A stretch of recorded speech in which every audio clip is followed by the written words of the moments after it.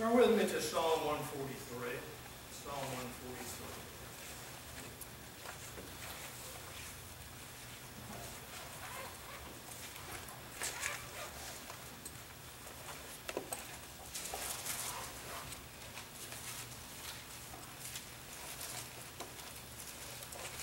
I'm going to read the entire Psalm. It's only 12 verses there. I will read out the King James this morning. Got a couple of verses that I will highlight as we go along, and I'll probably read out of the Living Bible to clarify some points. It says, "Hear my prayer, O Lord, give ear to my supplications. In thy faithfulness answer me, and in thy righteousness. And enter not into judgment with thy servant, for in thy sight shall no man living be justified. For the enemy hath persecuted my soul. He hath smitten my life down to the ground. He hath made me to dwell in darkness, as those who have long been dead. Therefore is my spirit overwhelmed within me. My heart within me is desolate. I remember the days of old. I meditate on all thy works. I muse on the works of thy hand. I stretch forth my hands unto thee. My soul thirsteth after thee, like a thirsty land." Selah. And that's a pause or an interlude. "Hear me speedily, O Lord, my spirit faileth. Hide not thy face from me, lest I be like unto them that go down into the pit. Cause me to hear thy loving kindness in the morning, for in thee do I trust. Cause me to know the way wherein I should walk, for I lift up my soul unto thee. Deliver me, O Lord, from mine enemies. I flee unto thee to hide me. Teach me to do thy will, for thou art my God. Thy spirit is good. Lead me into the land of righteousness, uprightness. Revive me, O Lord, for thy name's sake. For thy righteousness' sake, bring my soul out of trouble. And of thy mercy cut off mine enemies, and destroy all them that afflict my soul. For I am thy servant." Father, once again we ask your blessings on the reading of your word. May it touch our hearts and may it change our lives, Master, as we study and listen this morning. We ask it in your name. Amen. Now, each one of us this morning could take the time, if we would, and I would give it to you, to stand and say how much that you have been attacked by the enemy. And we know that he wages an attack on everyone. But I think he wages a relentless attack on God's people more so than anyone else. And I know those that maybe that have not accepted Christ and professing to be serving him would argue that point sometimes. And the reason I say that I believe he attacks Christians more is because those that haven't given their heart to Christ yet, he's pretty well got them there. Because the word makes it plain. I'm not trying to cast stones this morning or judge anybody. The word says you're either for God or you're against him. And if you're not for him, then you're against him and you're on the enemy side. So if you're not serving God, then the enemy's pretty well got you in his grip. So you don't have to work as hard. He's got to work harder to get the Christians on his side. And he may have to work equally as hard to keep those on his side that he's got. But regardless, he wages a relentless attack on everybody. I know that he attacks me, and the way that he attacks me, or the time that he attacks me most, is on Sunday mornings. Usually after the service rather than before. Now don't get me wrong, now he'll jump on me before service. I mean, I can look out here and I see a lot of empty pews and it's discouraging. You know, and sometimes I take it personally. I can't help that. You know, why aren't they coming? What did they do wrong? What did they say wrong? Et cetera, et cetera, et cetera. But even after I deliver the message, he attacks me. Well, why didn't you give a more effective message? Apparently you aren't doing something right, or more people would come, or more people would respond. Well, whatever it is, he tries to make us feel guilty in either what we're doing or what we're not doing. But we all get discouraged, and we all come under attack from time to time. And when we do, we need help to get over those discouragements, to get over those attacks. Now, there are times when we need help more urgently than we do other times. Either because of the situation at that particular time, or because we've been burdened down for so long and we're kind of at the end of our rope, if you will. And we've all been there as well. Christ says for all of us who are burdened down that we are to go to him and that he will give us relief. Now, it's easy to get down. It's even easier to stay down and wallow in our grief and in our sorrows and in our problems. But we don't need to stay there. We need to look up to the one who can give hope to the hopeless, and he can give love to the outcast and peace to those that are burdens, and rest to the restless, and salvation to the lost. And the reason it's easier to stay down than it is to get up is because you don't have to do anything to stay down. Right? If you don't do anything, you're just going to be stuck there. But in order to get out of that place, we're going to require some effort. You can get thrown in a hole, if you will, and if you don't do anything, you're just going to stay in the hole.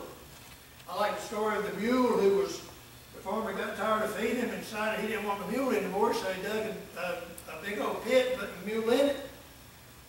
And every now and then the farmer would come along, he'd throw a shovel full of dirt, a little bit of garbage on it, and the mule was sitting there and do like that, and he'd shake it off.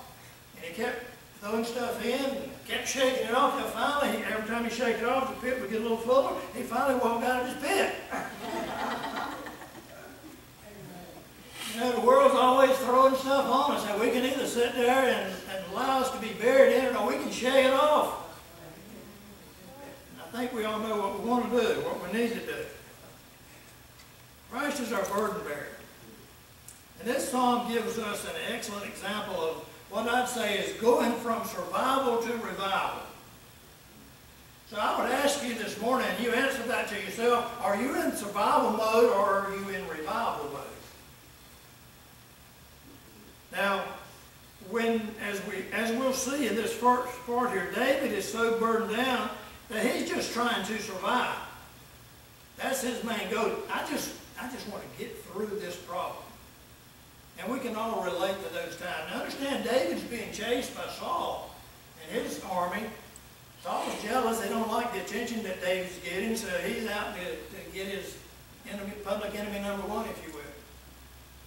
So he's burdened down. He can't rest any because he knows that the enemy's there and trying to destroy him.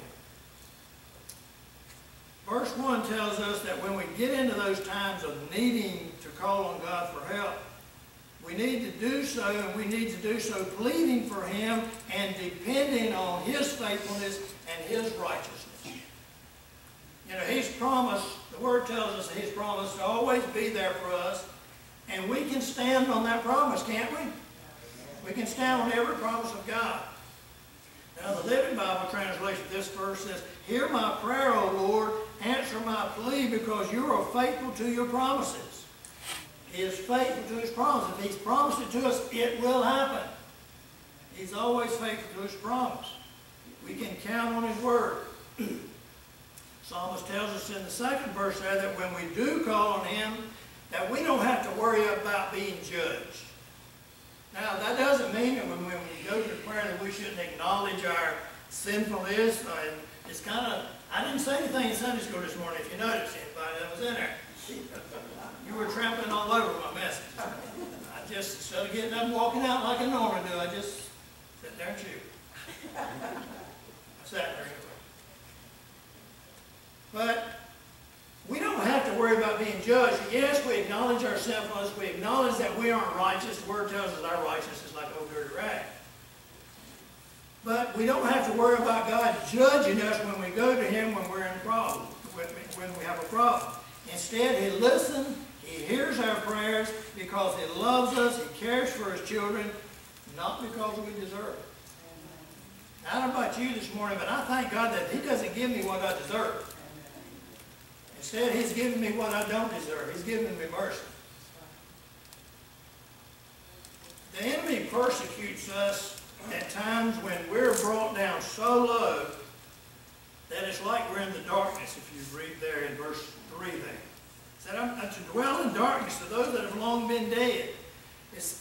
Psalmist David here is saying, I'm in the darkness so much, it's like being in the grave. Now, he's not talking physically. That's his way of trying to relate to his hearers here that he's depressed. He's depressed. He's spiritually down. He's emotionally down. You mean Christians get depressed? Absolutely. David is one of the greatest examples in God's Word of somebody suffering from depression. You read through, he talks about it quite often. So David is so attacked by the enemy here, he's depressed emotionally and spiritually. He said, it's like I was in a grave, and I already covered it. There's so much darkness in my life there. Now, darkness, as you know, can take on many forms. It affects our thoughts, it affects our deeds, it affects our spiritual well-being. And when Satan gets a hold of our mind, he's already got one foot in the door. He's winning the battle when he has control of our minds. Doesn't he? If we give in to him and the way he's thinking, the way he's trying to lead us, we're going to go down that path. Because that's what we're thinking about. We don't need to go there. But when we get so burdened down that our world seems all dark, like we're dead, we feel empty, we feel useless, we feel like no one cares about us or what happens to us. Can we all say amen? We've been there at some point in our life. My life just doesn't matter for anything to anybody. I'm not accomplishing anything. There's no good in me. I've lived X number of years and I can't put my finger on one thing that I've accomplished that I'll be remembered for when I leave. We've all been there. We've all been there. Verse 4 says, our spirit is overwhelmed, our hearts feel desolate. The Living Bible says, I'm losing all hope and I'm paralyzed with fear. I like that translation.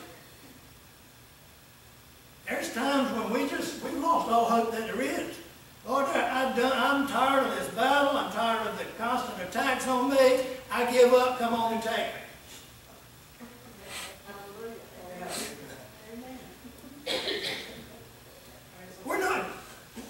It's not giving in to the enemy. It's just like we're just tired of the attacks day after day after day after day. You know that you can take your hand, somebody else's hand, don't do it to yourself, and you can sit there and do like that, and that doesn't hurt. But after you do that for a couple of hours, it gets irritated, and they're going to do something with you and to you. You don't believe it? Try it when you get home to your wife. Don't do it. And that's what happens to us. Sometimes the attacks come big. Sometimes they're big, they're large. Sometimes it's just those inconveniences. But then you get another inconvenience. And another inconvenience, and it's constantly tapping, constantly tapping.